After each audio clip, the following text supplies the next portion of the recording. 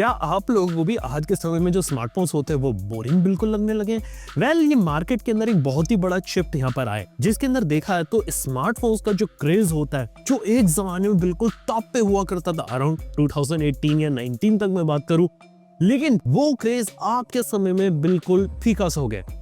आप में से कई सारे लोग होंगे जो स्मार्टफोन्स के साथ पूरी इंडस्ट्री को ट्रैक करते होंगे और देखते होंगे कौन सी कंपनी का नया फोन आ रहा है, किस फोन में क्या है। लेकिन आज के समय में आप लोगों को भी मालूम कि कौन सा फोन कब आ रहा है, क्या आ रहा है और उसके अंदर क्या प्रोसेसर आ रहा है, क्या नई चीज आ रही है। और ये एक स्टेट बताता है कि स्मार्टफोन जो रहते हैं ना, जो पहले बहुत ही ज्यादा एक्साइटिंग हुआ करते थे, अब बहुत ही ज्यादा तेजी से बोरिंग होने लगे। और इसका जो इम्पैक्ट रहता है ना, वो शायद काफी बड़ा यहाँ पे हो सकता है। सबसे पहले बात करना चाहूंगा इनोवेशंस के अंदर, यानी कि इनोवेशन 2019 या 2020 तक बहुत ज्यादा तेजी से हो रहा था, लेकिन उसके बाद से इनोवेशन होना मार्केट के अंदर बहुत ही ज्यादा तेजी से कम होता चला गया। बेसिकली बात ये कि स्मार्टफोन्स के अंदर इंप्रूवमेंट साल दर साल आ रहे थे और नई नई चीजें हो रही थी। और किसी भी टेक्नोलॉजी वाइज इंडस्ट्री में बात करें तो इनिशियली कुछ ईयर तक बहुत तेजी से इनोवेशन आता है, और जब वो एक चीज स्टेबल हो जाती है ना, वो स्टेबल ही चलती रहती है। उसके अंदर माइनर रिफाइनमेंट, माइनर इंक्रीमेंट आते हैं, और कोई बड़ा इनोवेशन अगर आपको देखना है तो वो इतनी जल्दी नहीं आता। उसे होने में 1 साल, 2 साल, 3 साल, 4 साल तक लग जाते हैं, जिस कारण से इनोवेशन का जो साइकिल होता है वो काफी ज्यादा लंबा यहाँ पे खिसक जाता है। इसके साथ ही बात की जाए तो स्मार्टफोन के डिजाइन में भी आज तक कोई बड़ा मेजर चेंज नहीं आया। जब 2007 में आईफोन आया था, वैसा ही जो ग्लास स्लैब का डिजाइन होता है वो कंटिन्यू होता आ रहा है, और वही ग्लास स्लैब जो रहता है एक मेजर यहाँ पे फोकस पॉइंट बन के बैठा हुआ है। और डिजाइन भी बिल्कुल वैसा है जैसा आज से कुछ साल पहले था,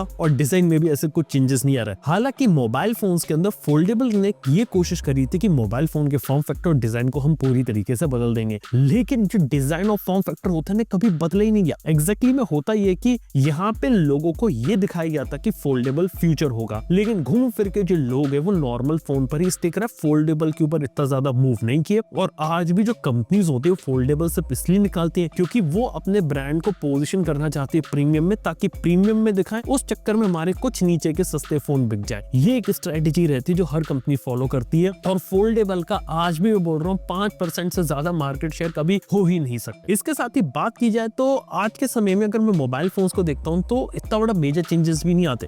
अगर आप कंसेक्यूटिव ईयर्स के लॉन्चेस देखोगे, यानी कि 2023 के बाद 2024 के फोन्स देखोगे, तो बड़ा मेजर जंप नहीं आएगा। इवन 2024 के बाद 2025 के फोन्स भी अगर आप देखोगे तो भी इतना बड़ा मेजर जंप आपको कभी देखने को नहीं मिलेगा। बेसिकली यहाँ पर क्या है कि एक तो माइनर इंक्रीमेंट साइकिल चल रहा है, प्लस यहाँ पे डिवाइसेस जो रहते हैं ना उनकी लॉन्जेटिविटी बढ़ गई है, यानी कि एक फोन को अगर एक आदमी 2-3 साल तक भी चलाना चाहे तो 3 साल तक चला सकता है, और 3 साल के बाद भी उनसे मार्केट में जो फोन्स दिखेंगे उसके अंदर भी कोई ऐसा बड़ा या मेजर चेंज नहीं दिखेगा। और लॉन्जेटिविटी की ऐसी चीज है जिस कारण से मोबाइल फोन्स की सेल्स के अंदर आया है डिक्लाइन, क्योंकि अब जो लोग हैं वो महंगा फोन तो ले रहे हैं लेकिन महंगे फोन को लंबे समय तक भी चला रहे हैं, जिस कारण से नए फोन्स की सेल्स पर भी इसका इम्पैक्ट पड़ा है। और देखा जाए तो ग्लोबल लेवल पे भी जो स्मार्टफोन मार्केट है वो थोड़ा ठंडा हुआ है, specially European and American market, लेकिन वहां पर हालत थोड़ी सी ज्यादा बुरी है क्योंकि वहां पे बिल्कुल ही ड्राई डाउन हो चुका है फोन मार्केट। लेकिन हाँ, इंडिया में बात करें तो इंडिया में अभी भी काफी अच्छा मार्केट चल रहा है, और दुनिया की हर एक कंपनी, चाहे मैं बात करूं स्मार्टफोन्स की, smartphones related, even Qualcomm, Snapdragon, MediaTek की,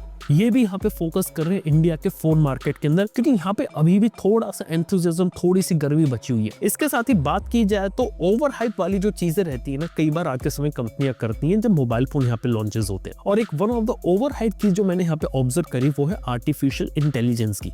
एआई एक ऐसी चीज है जिसको ओवर यूज किया जा रहा है वर्ड को, और 2024 में मैंने देखा और 2025 में भी आप देखेंगे। लेकिन हाँ, एआई क्या बिल्कुल ही यूजलेस नहीं? यूजलेस नहीं है, ये बहुत ही ज्यादा यूजफुल है। लेकिन मोबाइल फोन कंपनीज जिस तरीके से आपको एआई बेचने की कोशिश कर रही है वो यूज केस नहीं है। एआई बहुत एक इंपॉर्टेंट है, इनोवेटिव इनोवेशन है, लेकिन उसके लिए नया फोन, नया लैपटॉप, नया कंप्यूटर लेने की जरूरत नहीं है। वेब बेस्ड एप्लीकेशन से एआई की बहुत सारी, जिनका आप फ्री में भी यूज कर सकते हैं। चैट जीपीटी को फ्री में चला सकते हैं, गूगल की जेमिनी को यूज कर सकते हैं, और बेसिक एआई के फीचर आप किसी भी फोन में यूज कर सकते हैं। एक नए फोन सिर्फ एआई के नाम पे लेना कोई समझदारी नहीं है। हालांकि एआई को एज अ बज़ वर्ड के रूप में यहाँ पे यूज किया जा रहा है, जिसको दिखा के सिर्फ आपको एक नया फोन बेचा जाए। इस साल गैलेक्सी S24 4 की सेल्स स्टार्टिंग में सिर्फ इसलिए हो गई कई सारे फोन्स की क्योंकि उसके अंदर AI का यूज किया गया था। S23 FE का पूरा डेड स्टॉक यहाँ पे क्लियर किया गया सिर्फ और सिर्फ AI का नाम दिखा के। तो आप देख सकते हैं कि AI का यूज यहाँ पे कितना ज्यादा हो रहा है। लेकिन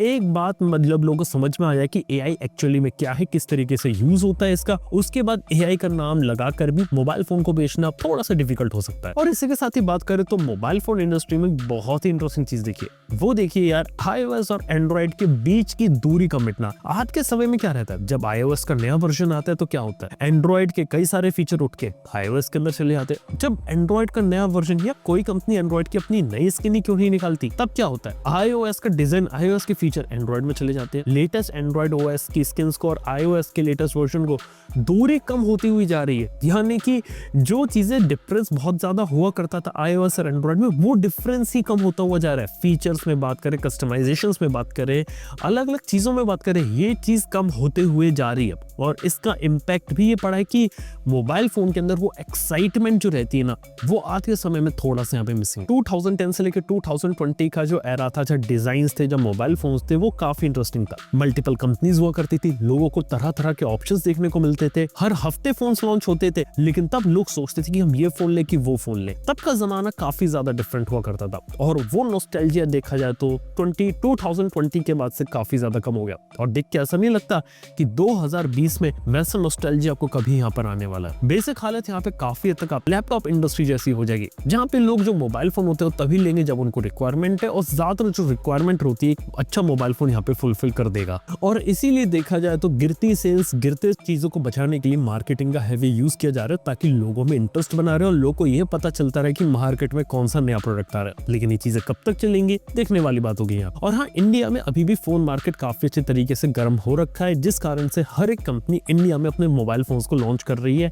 प्लस जितने भी फ्लैगशिप फोन जो 2025 में लॉन्च किए जा रहे वाले थे, कई सारे प्रोडक्ट्स ऑलरेडी लॉन्च हो चुके 2024 में, और 2025 के फोन्स भी 2024 में आ रहे हैं। तो आप देख सकते हैं कि जो लाइफ साइकिल होता है वो कितना जल्दी कर दिया यहाँ पे कंपनीज ने। स्मार्टफोन जो रहते हैं थोड़े से ज्यादा बोरिंग हो गया, और शायद ये एक बड़ा चेंज कर सकता है इंडस्ट्री के अंदर, जहाँ पे जो फोन कंपनीज आज के समय में थोड़ा लैग कर रही थी, वो कुछ नया इनोवेट करके वापस मार्केट में अपनी जगह बना सकती हैं। और हाँ, कोई भी कंपनी अगर मार्केट के अंदर एक नया प्रोडक्ट लेकर आए और कुछ ऐसी चीज लेकर आए जिसकी हाइप दोबारा से लोगों में दोबारा से आ जाए, तो शायद एक काम हो सकता है। इस टाइप की कुछ चीजें AI हार्डवेयर बनाने वाली कंपनीज ने करी थी, ह्यूमन ने कोशिश करी थी, रैबिट ने कोशिश करी थी, लेकिन यहाँ पर मार्केट में इतने ज्यादा यहाँ पे चल नहीं पाए। इवन मैंने ये भी देखा कि मोबाइल फोन के साथ साथ यहाँ पे दूसरी जगह भी इनोवेशन हो रहा है, लेकिन वैसा इनोवेशन आप तक पहुंचने में थोड़ा सा टाइम लगेगा। बाकी आप लोगों को भी क्या स्मार्टफोन्स बोरिंग लगते हैं, क्या इंटरेस्टिंग लगते हैं, नीचे कमेंट बताओ। थैंक यू वीडियो देखने के लिए। मैं आपसे मिलता हूं अपने अगली वीडियो के अंदर।